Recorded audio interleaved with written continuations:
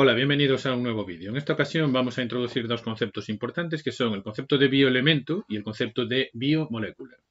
Mirad, los bioelementos son aquellos elementos químicos que nos vamos a encontrar formando parte de la materia viva, formando parte de los seres vivos.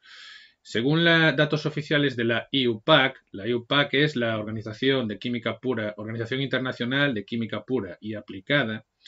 En 2016 sacó datos oficiales indicando que tenemos un total de 118 elementos químicos, de los cuales 26 son sintéticos y 92 son naturales. Bueno, pues de los 92 elementos naturales que existen, es decir, aquellos que no han sido creados en laboratorio, sino que nos los podemos encontrar en la naturaleza, de esos 92 hay aproximadamente unos 70 que son bioelementos, que forman parte de los seres vivos, y de esos 70 unos 30 van a estar presentes en todos los tipos de seres vivos. Sabéis que la vida está bastante diversificada. ¿Cómo podemos clasificar los bioelementos? Una forma de hacerlo es clasificarlos en bioelementos primarios y bioelementos secundarios. Los bioelementos primarios serían aquellos que forman parte o de todos o de alguno de los principales tipos de biomoléculas, que luego os comentaré cuáles son. Y estos bioelementos primarios van a ser el carbono, el hidrógeno, el oxígeno, el nitrógeno, el fósforo y el azufre. CHOMPS. Y luego tendríamos los bioelementos secundarios, que van a ser aquellos que formen parte o de biomoléculas inorgánicas o bien que son iones monoatómicos. Los bioelementos secundarios más importantes van a ser el sodio, el potasio, el calcio, el magnesio y el cloro. Recordad que los símbolos del sodio y el potasio se escriben así porque el sodio viene de natrium y el potasio viene de calium, ¿sí? ¿Qué es lo que pasa en los bioelementos secundarios? Que cuando aquellos bioelementos secundarios que se encuentran en proporciones muy pequeñas dentro del cuerpo humano, les llamamos oligoelementos. Y los oligoelementos más importantes son el flúor, el yodo, el selenio, el silicio, el cromo, el cobalto, el hierro, el litio, el manganeso, el molibdeno, el níquel, el cobre, el estaño, el vanadio y el zinc. Estos oligoelementos van a tener funciones muy importantes trabajando junto con las enzimas y trabajando junto con otros biocatalizadores para regular todas las funciones metabólicas. Algunos de ellos tienen también funciones estructurales muy importantes y los oligoelementos, generalmente cuando hay un déficit de un oligoelemento o un exceso del mismo, se produce algún problema en el funcionamiento de la célula o del ser vivo, ¿sí? Así que tenemos bioelementos primarios y bioelementos secundarios. ¿Qué características van a tener todos estos bioelementos, primarios y secundarios? Comparten una serie de características que los hacen apropiados para formar parte de los seres vivos. En primer lugar, podemos decir que tienen un peso atómico pequeño, ¿vale? Y eso les permite formar enlaces covalentes estables. Porque, ¿qué es lo que pasa? Lo que pasa es que a medida que aumenta el número atómico de un elemento, la estabilidad con la que forma enlaces covalentes disminuye. Entonces, todos estos bioelementos tienen peso atómico pequeño. Además, generalmente originan compuestos polares que se disuelven en agua fácilmente. Y sabéis que el agua es el medio de dispersión en el que están disueltas las biomoléculas en los seres vivos. Aparte de eso, son elementos que son de fácil obtención a partir del medio, es decir, todos ellos están presentes en la corteza terrestre, en la capa más superficial del planeta, que es donde evoluciona la vida, ¿sí? Un elemento que tiene unas particularidades bastante interesantes y que es muy importante es el carbono. Siempre se dice que la vida en la Tierra está basada en el carbono.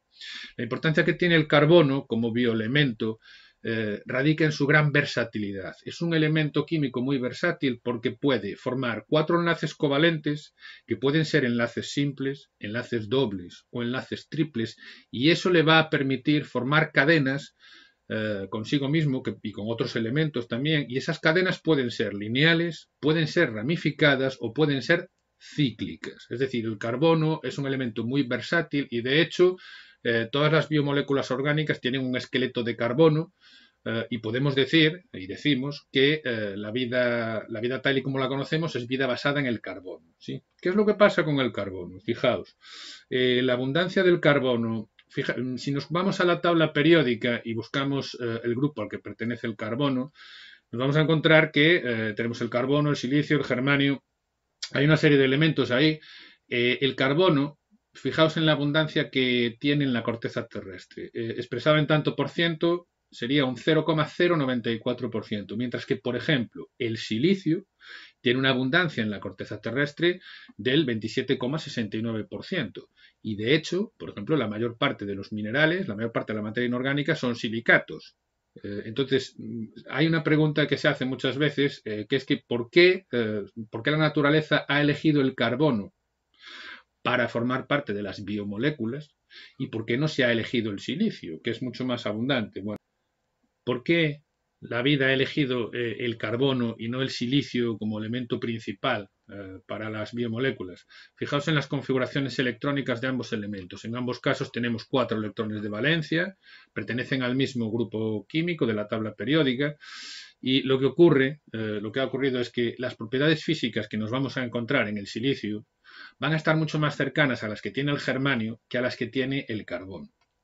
Además, el silicio no es capaz de formar cadenas estables consigo mismo, tal y como hace el carbono, que hemos dicho que esa capacidad de formar cadenas lineales, ramificadas o cíclicas le da una versatilidad que es muy adecuada para las biomoléculas. Pues el silicio no es capaz de hacer eso. ¿Por qué? Porque tiene 8 electrones más que el carbono, es más grande y también hemos comentado que cuanto mayor es el número atómico de un elemento, menos estables son los enlaces covalentes que puede formar. Lo que ocurre también es que las cadenas que forma el silicio con el oxígeno son difícilmente alterables. Son las que aparecen, por ejemplo, en las siliconas o el cuarzo, y las biomoléculas necesitan ser construidas y destruidas con una cierta facilidad en los procesos metabólicos. Entonces, desde este punto de vista, las combinaciones de silicio con oxígeno no darían lugar a un metabolismo lo suficientemente dinámico.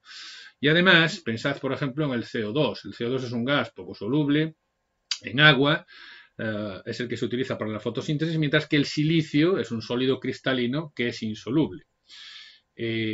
Vamos a introducir brevemente, en vídeos posteriores explicaremos en detalle cada uno de los grupos, cuáles son los tipos principales de biomoléculas. Estos bioelementos de los que hemos hablado, primarios y secundarios, se van a asociar entre ellos para formar las biomoléculas. A las biomoléculas les podemos llamar también, se les llama a veces, principios inmediatos. Y las tenemos de dos tipos. Hay biomoléculas orgánicas y biomoléculas inorgánicas. Por supuesto, no hace falta decir, las biomoléculas son las moléculas que forman parte de los seres vivos. Dentro de las biomoléculas orgánicas nos vamos a encontrar glúcidos. A los glúcidos a veces también se les llama hidratos de carbono. Es más correcto hablar de glúcidos. Lo de hidratos de carbono viene de que se pensó en un primer momento que se trataba de compuestos del carbono hidratados, pero eso, como veremos, es incorrecto. Son en realidad polihidroxialdehídos y polihidroxicetonas. Entonces sería más correcto hablar de glúcidos, pero está muy extendido referirse a ellos también como hidratos de carbono.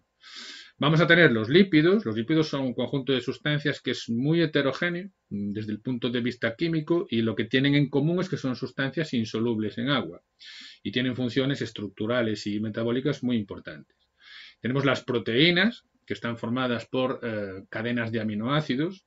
Existen 20 tipos de aminoácidos que se pueden unir en cadenas, y esas cadenas de aminoácidos nos dan lugar a las proteínas. Y por último tenemos los ácidos nucleicos, que son los portadores de la información genética. Vamos a tener también biomoléculas inorgánicas, de las que las más importantes son el agua y las sales minerales. Y por último, también en muchos libros de textos podéis encontrar un apartado de biocatalizadores. Esto de los biocatalizadores se utiliza a veces para referirse a 3 tipos de moléculas, que son las enzimas, las vitaminas y las hormonas. Los biocatalizadores lo que hacen es acelerar la ocurrencia de reacciones químicas dentro del organismo. Bueno, pues como os digo, en próximos vídeos hablaremos en detalle de todas estas biomoléculas. En este vídeo no nos vamos a extender más. Si tenéis algo que comentar, me lo dejáis abajo en la caja de comentarios. Os doy las gracias por vuestra atención y nos vemos en próximos vídeos.